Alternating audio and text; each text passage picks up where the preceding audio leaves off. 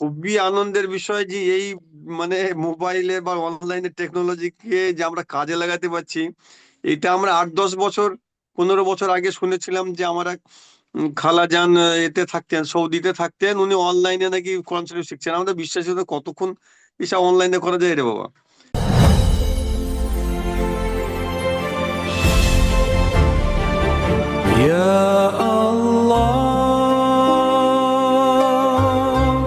শিক্ষকরা আপনাকে কতটা সহযোগিতা করেন?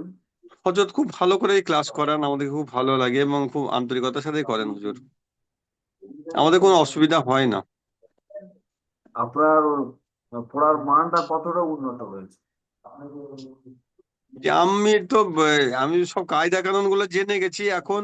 হজরত আমরা তো 81তম পর্ব পড়ছি, মানে এমনি কায়দা গুলো শেষ হয়ে গেছে এবং হুজুর রিপিট করাচ্ছেন 10টা করে বা 15টা করে।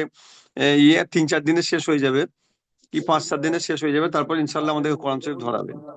ধরলে পরে ওইগুলো কায়দা কানুন গুলো প্র্যাকটিস করে করে করে করতে লাগলে ইনশাল্লাহ সহি শুদ্ধ ভাবে পড়তে পারবো বলে আশা রাখি। দোয়া করবেন। আপনি যে অনলাইনের মাধ্যমে যে কোরআনটা শিখছে, আপনার কতটা খুব সহজ লাগছে বা কতটা কঠিন মনে আমাদেরকে হচ্ছে?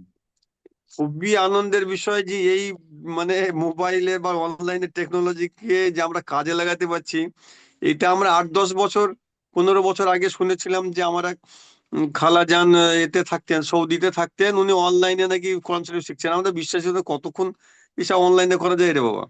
তো সেটা আমরা প্র্যাকটিক্যালি আপনাদের রহমতে, হ্যাঁ আল্লাহ রহমতে আপনাদের এতে প্রচেষ্টায় আমরা এখন হাতের কাছে পেয়ে গেছি। এটা বিশাল একটা আমাদের সুবিধা, যেটা আমরা হয়তো একটা মৌলানা রেখে পড়া পড়তে পারতাম না, ছেলেরা পড়ছে তার সঙ্গে আমরা পড়তে পারতাম না বা সে সুযোগও পেতাম না। এখন আমরা নিজের মতো করে একটু টাইম দিলে পরে ওই ব্যস্ততা লাইফে একটু টাইম বের করেই আমরা সেটা ইনশাল্লাহ শিখতে পারছি। তার জন্য খুবই আনন্দের বিষয়, খুব আনন্দ লাভ করছি যে আমরা শিখতে পারবো সহিশুদ্ধ ভাবে। অফলাইন ক্লাস এবং অনলাইনের ক্লাস, আপনার এই দুটোর মধ্যে আপনার সব থেকে কোনটা সুবিধাজনক আপনার জন্য?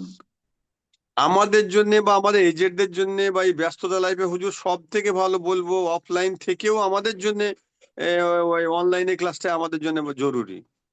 অফলাইন হয়তো বাচ্চাদের জন্য ভালো, কিন্তু আমাদের মতো লোকের এজেন্টদের জন্য ব্যস্ততার যুগে আমাদের অফলাইনই ভালো, ওই অনলাইনে ভালো। আপনি যে তারপরে আমাদের একটা হয়তো ছোটদের কাছে পড়তে হবে কি বড়দের কাছে একটা হেজিটেশন থেকে, হেজিটেশন ইনশাল্লাহ থাকে না, এটাও একটা পজিটিভ দিক।